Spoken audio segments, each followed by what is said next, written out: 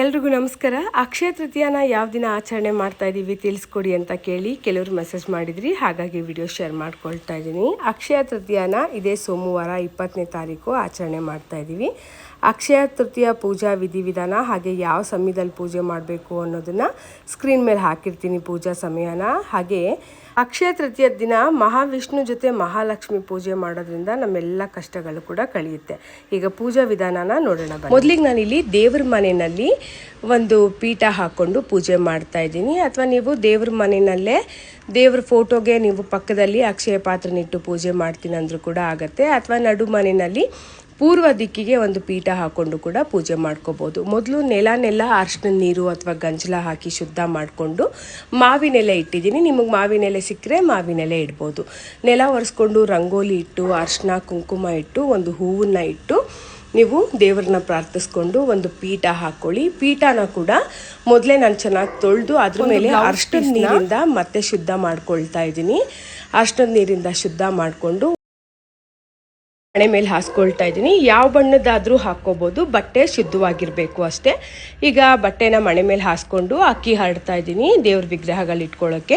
ಅರಿಶಿನ ಕುಂಕುಮನ ಅಕ್ಕಿ ಮೇಲಿಟ್ಟು ದೇವ್ರ ವಿಗ್ರಹ ಇಡ್ತಾ ಇದ್ದೀನಿ. ಕುಬೇರ, ಮಹಾಲಕ್ಷ್ಮಿ, ವಿಷ್ಣು ವಿಗ್ರಹಗಳನ್ನ ಇಡ್ತಾ ಇದ್ದೀನಿ. ನಿಮ್ಮ ಹತ್ರ ವಿಗ್ರಹಗಳಿತ್ತು ಅಂದರೆ ಇಟ್ಟು ನೀವು ಪೂಜೆ ಮಾಡ್ಕೋಬೋದು, ಇಲ್ದಿದ್ರೆ ದೇವ್ರ ಫೋಟೋಗೆ ಪೂಜೆ ಮಾಡ್ಕೋಬೋದು. ಇದು ಮಣ್ಣಿನ ಮಡಿಕೆ. ಇದನ್ನು ನಾವು ಅಕ್ಷಯ ಪಾತ್ರೆ ಅಂತ ತಿಳಿದು ಭಾವಿಸಿ ಪೂಜೆ ಮಾಡಬೇಕು. ಇದು ನನ್ನ ಹತ್ರ ಆಲ್ರೆಡಿ ಇತ್ತು, ಹಾಗಾಗಿ ಇದಕ್ಕೆ ನಾನು ನೀರಲ್ಲಿ ಒಂದು ಅರ್ಧ ಗಂಟೆ ನೆನೆಸಿ ಅರಿಶಿನ ಹಚ್ಚಿ ಕುಂಕುಮ ಇಡ್ತಾ ಇದ್ದೀನಿ. ನಿಮ್ಮ ಹತ್ರ ಇತ್ತು ಅಂದರೆ ಹಳೇದನ್ನೇ ಯೂಸ್ ಮಾಡ್ಕೋಬೋದು, ಇಲ್ಲ ಅಂದರೆ ಹೊಸದನ್ನು ತೊಗೊಂಡು ಒಂದು ಅರ್ಧ ಗಂಟೆ ನೀರಲ್ಲಿ ನೆನೆಸಿ ಕ್ಲೀನ್ ಮಾಡಿಕೊಂಡು ಅದಾದಮೇಲೆ ಅರಿಶಿನ ಕುಂಕುಮ ಹಚ್ಚಿ ನೀವು ಬೊಗಸೆ ಕೈಯಿಂದ ಮೊದಲಿಗೆ ಅಕ್ಷಯ ಪಾತ್ರೆಗೆ ಅಕ್ಕಿ ಹಾಕಿ, ಹಾಗೆಯೇ ಮಂಗಳಕರವಾಗಿರುವಂಥ ವಸ್ತು ಅಂದರೆ ಮಹಾಲಕ್ಷ್ಮಿಗೆ ತುಂಬ ಪ್ರಿಯವಾಗಿರುವಂಥದ್ದು. ಅದರಲ್ಲಿ ಮೊದಲು ಅರಿಶಿನದ ಕೊಂಬು, ಶ್ರೀಫಲ, ಲಕ್ಷ್ಮಿ ಕವಡೆ, ಗೋಮತಿ ಚಕ್ರ, ಕಮಲದ ಹೂವಿನ ಬೀಜ, ಹಾಗೆ ಬಟ್ಲಡ್ಕೆನೆ ಹಾಕಿ. ಚೂರಡಿಕೆ ಸಿಗುತ್ತೆ, ಆ ಅಡಿಕೆನ ಹಾಕಬೇಡಿ, ಬಟ್ಲಡ್ಕೆ ಹಾಕ್ಕೊಳ್ಳಿ. ಹಾಗೆ ಇದು ಮೋತಿ ಶಂಕು ಚಕ್ರ, ಇದೆಲ್ಲ ಮಂಗಳಕರವಾಗಿರೋವಂಥದ್ದು. ಏಲಕ್ಕಿ ಹಾಕ್ತಾ ಇದ್ದೀನಿ. ಹಾಗೆ ಒಂದು ಚಿನ್ನದ ಕಾಯಿನ್ ಹಾಕ್ತಾ ಇದ್ದೀನಿ. ಇದು ಮಿಲಿ ಬರುತ್ತೆ, ನಿಮ್ಮ ಹತ್ರ ಇತ್ತು ಅಂದರೆ ಹಾಕ್ಕೋಬೋದು, ಇಲ್ದಿದ್ರೆ ನೀವೊಂದು 5 ರೂಪಾಯಿದು ಹಿತ್ತಾಳೆ ಕಾಯಿನ್ ಬರುತ್ತಲ್ಲ ಅದನ್ನು ಹಾಕ್ಕೋಬೋದು. ಒಂದು ಸಣ್ಣದು ಚಿನ್ನದ ತುಂಡು ಏನಿದ್ರೂ ಕೂಡ ಹಾಕ್ಕೋಬೋದು. ಹಾಗೆ ಒಂದು ಬೆಳ್ಳಿ ಕಾಯಿನ್ ಹಾಕ್ಕೊಳ್ತಾ ಇದ್ದೀನಿ. ಇದರಲ್ಲಿ ಲಕ್ಷ್ಮಿ ಮುಖವಾಡ ಇದೆ, ಗಜಲಕ್ಷ್ಮಿ ಸಮೇತ. ಹಾಗೆ ಹಿಂದೆ ತಾವರೆ ಹೂವಿದೆ. ಹಾಗೆ ನಾನಿಲ್ಲಿ 500 ರೂಪಾಯಿ ಹಾಗೆ 5 ರೂಪಾಯಿದೊಂದು ಹಿತ್ತಾಳೆ ಕಾಯಿನ್ನ ಹಾಕಿದ್ದೀನಿ. ಇದಿಷ್ಟು ನಾವು ದಿನನಿತ್ಯಕ್ಕೆ ಬಳಸುವಂಥ ವಸ್ತುಗಳು. ಇದಿಷ್ಟು ಇರಬೇಕು ಅಂದರೆ ಮಹಾಲಕ್ಷ್ಮಿ ಕೃಪೆ ನಮ್ಮ ಮೇಲಾಗಬೇಕು. ಪ್ರತಿಯೊಬ್ಬರಿಗೂ ಕೂಡ ದುಡ್ಡಿನ ಅಗತ್ಯ ಇರುತ್ತೆ. ಹಾಗಾಗಿ ಮಹಾಲಕ್ಷ್ಮಿ ಪೂಜೆನ ಶುಚಿರ್ಭೂತರಾಗಿ ನಾವು ಚೆನ್ನಾಗಿ ನಮ್ಮನ್ನು ಅಲಂಕರಿಸ್ಕೊಂಡು ತಾಯಿನ ಶುದ್ಧ ಮನಸ್ಸಿನಿಂದ ಪೂಜೆ ಮಾಡಬೇಕಾಗತ್ತೆ. ನಾನಿಲ್ಲಿ ಮೊದಲಿಗೆ ಕುಬೇರ ರಂಗೋಲಿನ ಹಾಕ್ಕೊಂಡಿದ್ದೀನಿ, ಲಕ್ಷ್ಮೀ ಕುಬೇರ ರಂಗೋಲಿ. ಹಾಗೆ ಹೃದಯ ಕಮಲ ರಂಗೋಲಿ ಕೂಡ ಹಾಕ್ಕೊಂಡಿದ್ದೀನಿ. ಈ 2 ರಂಗೋಲಿ ಈ 2 ದೇವತೆಗಳಿಗೆ ತುಂಬಾ ಪ್ರಿಯವಾಗಿರುವಂಥ ರಂಗೋಲಿ. ಈಗ ಕಳಶ ಇಟ್ಟು ಕಳಶಕ್ಕೆ ನೀರು ತುಂಬಿಸ್ಕೊಂಡು ಅರಿಶಿನ ಕುಂಕುಮ ಅಕ್ಷತೆ ಹಾಕಿ ಅದ್ರ ಮೇಲೆ ಒಂದು ತಟ್ಟೆನ ಇಟ್ಟು ನಾನಿಲ್ಲಿ ಅರಿಶಿನ ಕುಂಕುಮ ಇಟ್ಟು ಒಂದು ವಿಳೆದೆಲೆ ಇಡ್ತಾ ಇದ್ದೀನಿ. ವಿಳೆದೆಲೆ ಮೇಲೆ ಮೊದಲಿಗೆ ವಿಷ್ಣುನ ಕೂಡ ನಾವು ಪೂಜೆ ಮಾಡ್ಕೋಬೇಕು. ಮಹಾಲಕ್ಷ್ಮಿ ನಮಗೊಲಿಬೇಕಂದ್ರೆ ಮೊದಲಿಗೆ ವಿಷ್ಣು ದೇವ್ರನ್ನ ಒಲಿಸ್ಕೋಬೇಕು. ಹೀಗೆ ನಾವು ವಿಷ್ಣು ದೇವ್ರನ್ನ ಪೂಜಿಸ್ಕೊಂಡ್ರೆ ಮಹಾಲಕ್ಷ್ಮಿ ತಂತಾನೆ ಮನೆಗೆ ಬಂದು ನೆಲೆಸ್ತಾಳೆ. ಈಗ ವಿಷ್ಣುನ ಮಹಾಲಕ್ಷ್ಮಿನ ಇಟ್ಕೊಂಡು ಪಕ್ಕದಲ್ಲಿ ಗಣೇಶನ ಇಟ್ಟಿದ್ದೀನಿ. ನಾವು ಯಾವುದೇ ಪೂಜೆ ಮಾಡಬೇಕಂದ್ರೂ ಮೊದಲನೇ ಪೂಜೆ ಗಣೇಶನಿಗೆ ಆರಂಭ ಮಾಡಿನೇ ನಾವು ಪೂಜೆನ ಶುರು ಮಾಡಬೇಕು. ಲಕ್ಷ್ಮಿಗೆ ಹಸಿರು ಬಳೆ, ಕೆಂಪು ಬಳೆ ತುಂಬಾ ಪ್ರಿಯವಾಗಿರುವಂಥದ್ದು. ನಾನಿಲ್ಲಿ ಹಸಿರು ಬಳೆ ಹಾರ ಹಾಕಿದ್ದೀನಿ. ಈಗ ನಾನು ಅಕ್ಷಯ ಪಾತ್ರೆಗೆ ಹಾಕಿರುವಂಥ ಎಲ್ಲ ಪೂಜಾ ಸಾಮಗ್ರಿ ನಿಮಗೆ ಎಲ್ಲ ಗಂಧಿಗೆ ಅಂಗಡಿಗಳಲ್ಲೂ ಸಿಗುತ್ತೆ. ಇಲ್ಲಿ ನಾನು ಕುಬೇರ ಯಂತ್ರ ರಂಗೋಲಿ ಬರ್ದಿದ್ದೀನಿ ಒಂದು ಬೆಳ್ಳಿ ತಟ್ಟೆ ಮೇಲೆ. ಈ ನಂಬರ್ಸ್ ನಿಮಗೆ ಗೂಗಲಲ್ಲಿ ಕೂಡ ಸಿಗುತ್ತೆ. ಒಂದು ಬೆಳ್ಳಿ ತಟ್ಟೆ ಅಥವಾ ಹಿತ್ತಾಳೆ ತಟ್ಟೆ, ತಾಮ್ರ ತಟ್ಟೆನಲ್ಲಿ ಮಾತ್ರ ಬರೀರಿ, ಸ್ಟೀಲ್ ತಟ್ಟೆನ ಬಳಸಬೇಡಿ. ಹಾಗೆ ಈ ಯಂತ್ರ ನಿಮಗೆ ಗಂಧಿಗೆ ಅಂಗಡಿಗಳಲ್ಲಿ ಸಿಗುತ್ತೆ. ಈಗ ನಾನು ಮೊದಲಿಗೆ ಗಣೇಶನಿಗೆ ಪೂಜೆ ಮಾಡಿ ವಿಷ್ಣು ಸಹಸ್ರನಾಮನ ಪಠನೆ ಮಾಡ್ತಾ ಇದ್ದೀನಿ.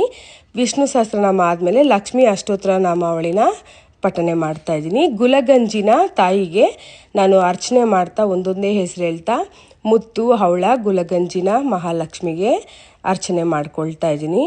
ಮಹಾಲಕ್ಷ್ಮಿ ಕೃಪೆ ನಮ್ಮ ಮೇಲೆ ಆಗಬೇಕಂದ್ರೆ ನಾನು ಮೊದಲಿಗೆ ಬೆಳಿಗ್ಗೆನೆ ಬೇಗ ಎದ್ದು ಮನೆ ಕೆಲಸನೆಲ್ಲ ಮುಗಿಸಿ ಸ್ನಾನ ಮುಗಿಸ್ಕೊಂಡು ಬಂದು ಹೊಸಲು ತೊಳೆದು ಅರಿಶಿನ ಕುಂಕುಮ ಇಟ್ಟು ರಂಗೋಲಿ ಇಟ್ಟು ಹಣೆ ತುಂಬ ಕುಂಕುಮ, ಕೈ ತುಂಬ ಬಳೆ, ಒಳ್ಳೆ ಸೀರೆ ಉಟ್ಟು, ತಲೆ ತುಂಬ ಹೂ ಮುಡ್ಕೊಂಡು ಮೂಗುತಿ, ಕಾಲು ಚೈನು ಎಲ್ಲನೂ ಹಾಕ್ಕೊಂಡು ಮಹಾಲಕ್ಷ್ಮಿ ಪೂಜೆ ಕೂತ್ಕೋಬೇಕು.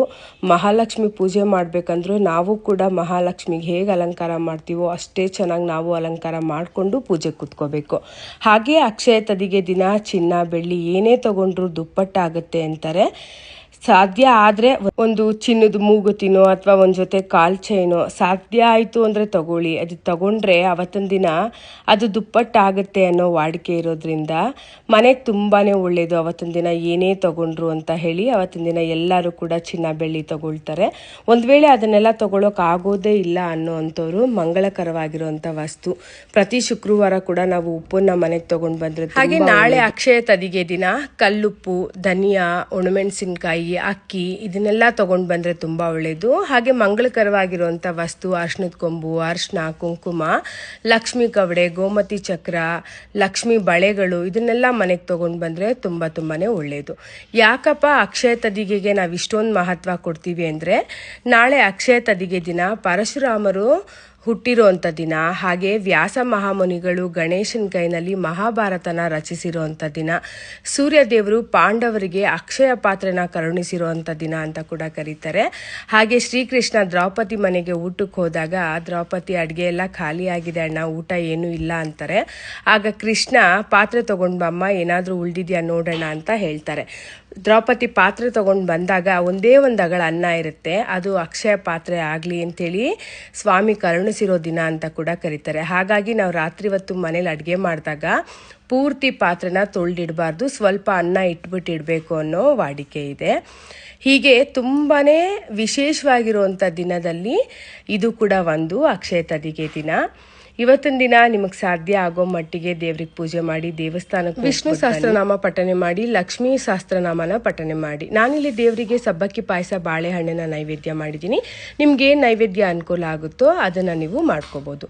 ಸಾಧ್ಯ ಆಯಿತು ಅಂದರೆ ದೇವರಿಗೆ ಬೆಳಿಗ್ಗೆನೆ ಪೂಜೆ ಮಾಡಿ, ಇಲ್ದಿದ್ರೆ ಸಂಜೆ. ಹಾಗೆ ಅಕ್ಷಯ ತದಿಗೆ ದಿನ ದಾನ ಮಾಡಿದ್ರೆ ತುಂಬಾನೇ ಒಳ್ಳೆಯದು. ಈ ದಿನ ಅನ್ನದಾನ, ಗೋದಾನ, ಬೆಲ್ಲದಾನ, ವಸ್ತ್ರದಾನ ಅಥವಾ ಅರಿಶಿನ ಕುಂಕುಮನ ದಾನ ಮಾಡಿದ್ರು ಕೂಡ ತುಂಬಾನೇ ಒಳ್ಳೆಯದು.